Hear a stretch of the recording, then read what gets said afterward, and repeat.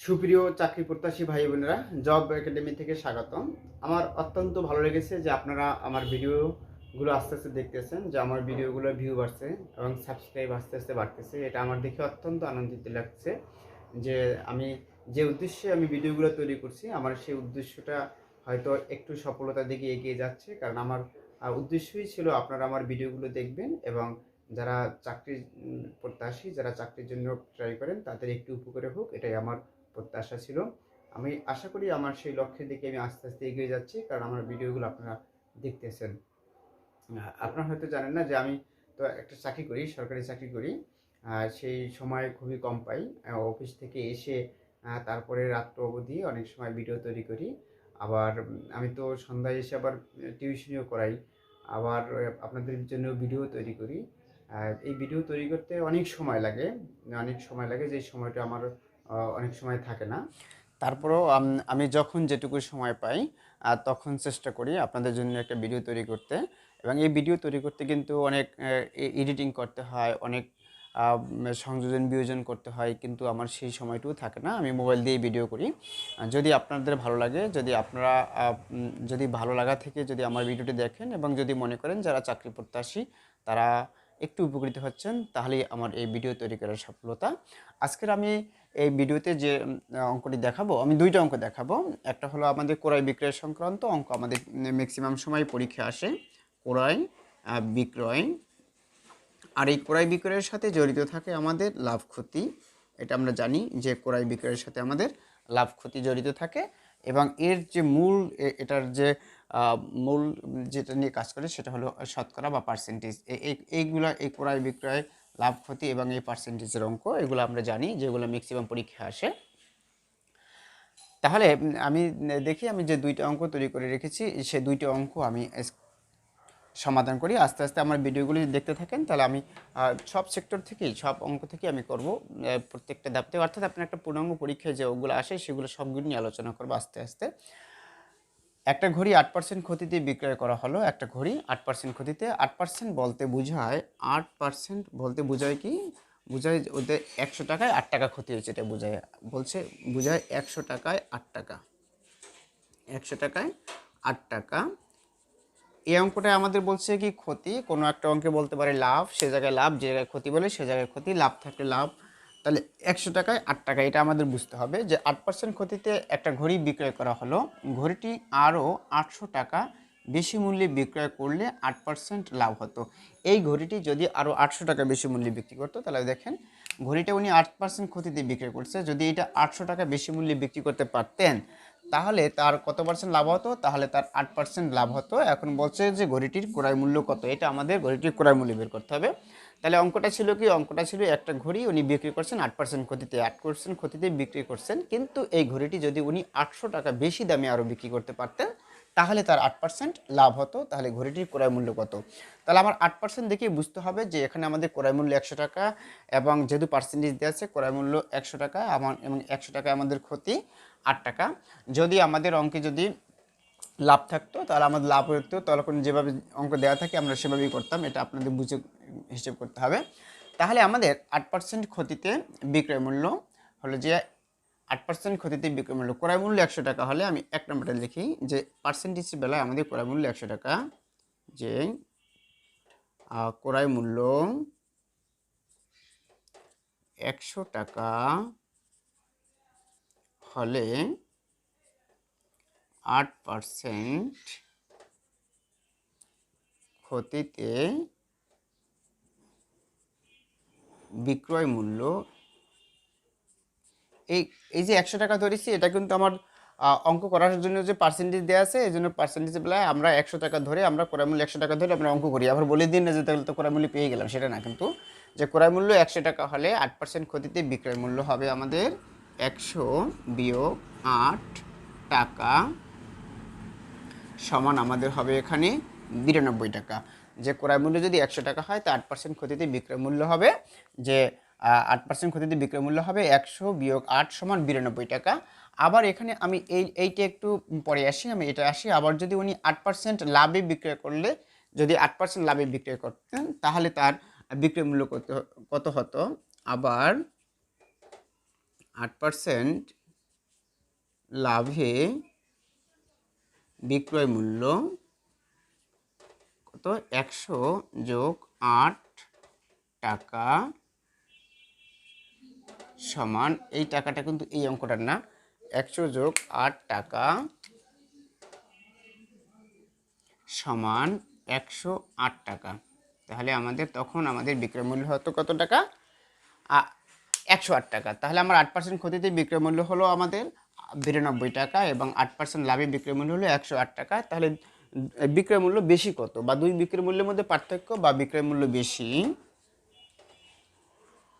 বিক্রয় মূল্য বেশি কত? তাহলে বেশি হলো 108 বিয়োগ 92, 108 বিয়োগ 92 টাকা সমান কত হয়? সমান হয় 2 আছে 6, 9 আছে কত হলে 9 আছে কত 1 কত 16, 8 আর 16 সমান কত হয় আমাদের 16 টাকা। দুই বিক্রয় মূল্যের মধ্যে পার্থক্য কত হয়েছে?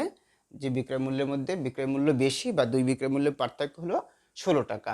তাহলে যদি 16 টাকা বেশি মূল্যে বিক্রি করতে পারলে তাহলে ক্রয় মূল্য ছিল কত টাকা? আমরা 100 টাকা ধরেছিলাম, ক্রয় মূল্য 100 টাকা, আর 1 টাকায় বিক্রি করলে কত হতো? আর 800 টাকা বেশি মূল্যে বিক্রি করলে তার ক্রয় মূল্য কত হতো? তাহলে আমরা ক্রয় মূল্যটা বের করতে পারবো। তাহলে আমরা এখন যদি এখানে লিখি যে বিক্রয় মূল্য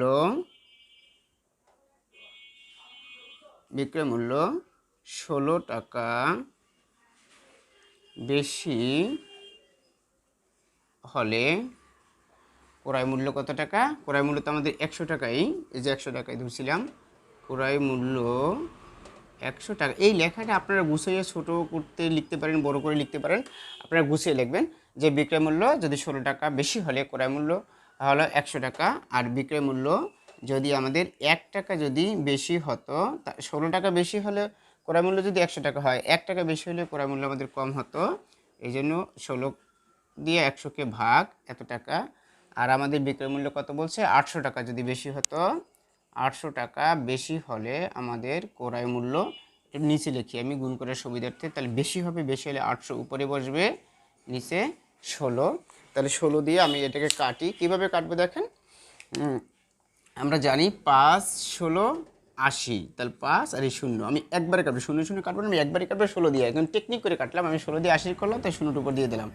এরপর এটা দিয়ে যদি গুণ করি তাহলে আমাদের কত হয়, আমি এখানে লিখি একটু, 5000 টাকা, কারণ নিচের অংশ লেখার অনেক সময় দেখা যেতে না পারে, 5000 টাকা, কারণ আমার 50 আর 100 গুণ করলে হয় 5000 টাকা।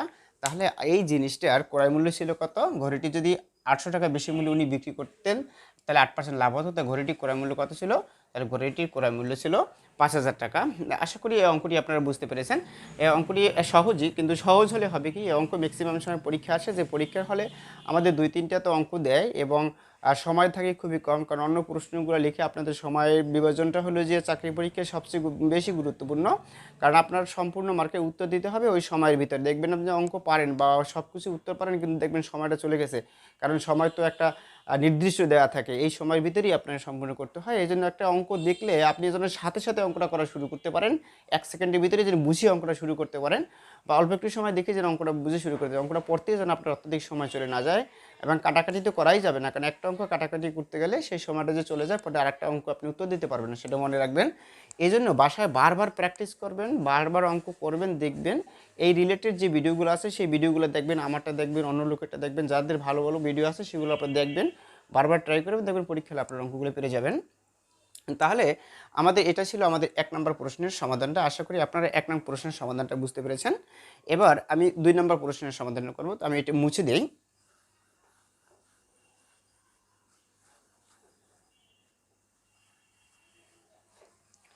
আমার 2 নম্বর প্রশ্নটা ছিল যে 5 টাকায় 2টি দরে কমলা ক্রয় করে, যে 5 টাকায় 2টি দরে কমলা ক্রয় করছে, 5 টাকায় 2টি দরে কমলা ক্রয় করে 35 টাকায় কয়টি দরে বা কয়টি করে কমলা বিক্রয় করলে শতকরা 40% বা 40 টাকা, এই শতকরা 40 টাকা বলতে বোঝায় কিন্তু 40%, আপনার এখন এরকমও থাকতে পারতো যে 40% লাভ হইতো, আপনার এরকম যদি বলা থাকতো তাহলে একই কথা যে 40% লাভ হতো সেটা।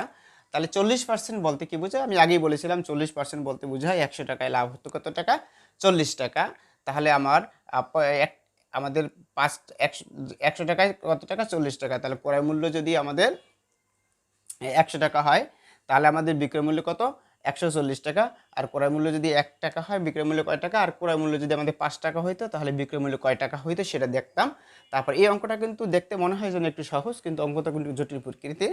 কারণ 5 টাকায় দুইটি দরে কমলা ক্রয় করে, দুইটি দরে বা পরে লেখেন সমস্যা নাই, ক্রয় করে 35 টাকায় কয়টি করে কমলা বিক্রি করলে শতকরা এই টাকার লাভ হবে? তো শতকরা 40% যদি লাভ হয়, শতকরা যদি 40% লাভ হয়, তাহলে আমি লিখি 2 নম্বর অঙ্কটা, যে ক্রয় মূল্য 100 টাকা হলে 40% মানে শতকরা 40% লাভে বিক্রয় মূল্য 40% লাভে বিক্রয় মূল্য 100 যোগ 40 টাকা সমান 140 টাকা। আশা করি আপনারা বুঝতে পেরেছেন যে আমাদের 40% যদি আমি সরাসরি এখান থেকেই চলে আসলাম, কারণ এখান থেকে চলে আসা ছাড়া অঙ্ক করা যাবে না। যে 40% লাভে বিক্রয় মূল্য 100 যোগ 40 সমান 140 টাকা। তাহলে আমাদের ক্রয় মূল্য যদি, কেন আমরা এভাবে করলাম আমি অঙ্কটা করে তারপর আমাদের একটু বুঝাই, যে ক্রয় মূল্য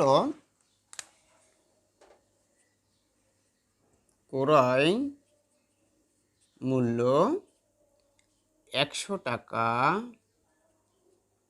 হলে বিক্রয় মূল্য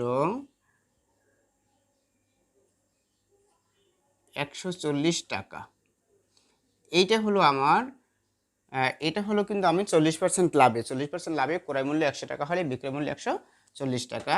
40 ক্রয় মূল্য 1 টাকা হলে বিক্রয় মূল্য হবে কম, এই জন্য 140 উপরে আর 100 নিচে ভাগ হইলে নিচে বসে এই সংখ্যাটা। আবার ক্রয় মূল্য যদি আমাদের কত টাকা? 5 টাকায়, তা ক্রয় মূল্য যদি 5 টাকা হতো, যে 5 টাকায় তো দুইটা উনি ক্রয় করছে, তাহলে ক্রয় মূল্য 5 টাকা হলে আমাদের বিক্রয় মূল্য কত হয় সেটা আমি একটু হিসাব করে বের করি। তাহলে আমাদের 1 টাকায় যদি বিক্রয় মূল্য এই টাকাটা হয়, 5 টাকা হলে, যদি ক্রয় মূল্য 5 টাকা হলে তার বিক্রয় মূল্য এর চেয়ে বেশি হবে। 1 টাকায় ক্রয় মূল্য 1 টাকা হলে যা হয়, ক্রয় মূল্য 5 টাকা হলে তার বিক্রয় মূল্য তার চেয়ে বেশি হবে, যেন 5 উপরে বসে গুণ পড়ছে। এটা দিয়ে যদি কাটি তাহলে হয় আমাদের 20, এটা দিয়ে এটাকে কাটি তাহলে 7 সমান 7 টাকা। আশা করি এই 60 টাকাটা বুঝতে পেরেছেন। তাহলে এই 7 টাকা হলো কি? 60 টাকা হলো আমার ক্রয় মূল্য যখন 5 টাকা ছিল, 5 টাকা ক্রয় মূল্য হলে আমার বিক্রয় মূল্য কয় টাকা? 60 টাকা। তার লাভ হইলো কয় টাকা? আমাদের লাভ হয়েছে এটা, ক্রয় মূল্য যে 60 টাকা হলে ক্রয় মূল্য 5 টাকা, তাহলে বিক্রয় মূল্য কয় টাকা? 60 টাকা। তাহলে 5 টাকায় তিনি কয়টা ক্রয় করেছিলেন? 5 টাকায় তিনি দুইটা ক্রয় করেছিলেন। তাহলে এখন বলছে কি 35 টাকায় কয়টি দরে কমলা বিক্রি করলে? 35 টাকায় উনি কয়টা কমলা বিক্রি করবেন? তাহলে উনি 60 টাকায় বিক্রি করবেন কয়টা? দুইটা। 1 টাকায় বিক্রি করবেন কয়টা? আর এই 35 টাকায় বিক্রি করেন কয়টা? অটো আমরা বের করে হবে। এছাড়া আমাদের যে কমলার সংখ্যাটা বের করছে, কমলার সংখ্যাটা এছাড়া আমরা বের করতে পারতাম না। তাহলে আমি এই উপরের অংশটা যদি একটু মুছি, তাহলে দেখেন উপরের অংশটা মুছে আমি অঙ্কটা করি। বাকি অংশটুকু যে 60 টাকায় কমলা বিক্রি করা, এই তো 60 টাকা তো 40% লাভই বেরিয়ে আসলো কিন্তু 5টার। তাহলে 5 টাকায় তো আমি ক্রয় করতাম কয়টা? দুইটা। এই 5 টাকা যে দুইটা ক্রয় করতাম, এই দুইটা আমি বিক্রি করতাম কয় টাকা? 60 টাকা। কত পার্সেন্ট লাভে? 40% লাভে। তাহলে আমার 5 টাকায় আমি বিক্রি করলাম কয়টা? 5 টাকাটা বিক্রি করলাম 60 টাকা, তাই 60 টাকায় আমি বিক্রি করবো দুইটা। তাহলে আমি লিখবো 60 টাকায় কমলা বিক্রি করা হয় দুইটা, 1 টাকায় কয়টা আর 35 টাকায় কয়টা। তাহলেই তো আমাদের 40% লাভ এসে যায়। 60 টাকায়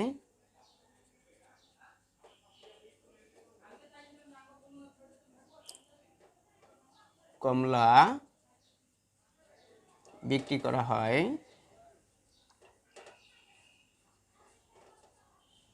দুইটা, 40% লাভে। কারণ 40% লাভ দিয়ে তো আমরা 5 টাকার জিনিস 5 টাকাটা কিনলে কয় টাকা তার বিক্রয় মূল্য হয় সেটা বের করছি।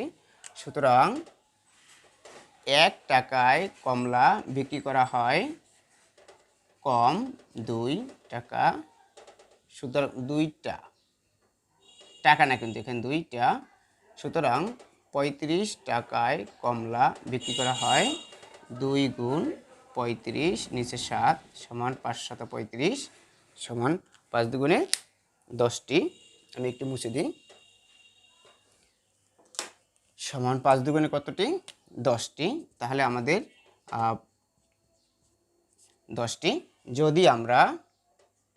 যদি আমরা 40% লাভে কমলা বিক্রি করতে চাই তাহলে 35 টাকায় আমাদের 10টি কমলা বিক্রি করতে হবে।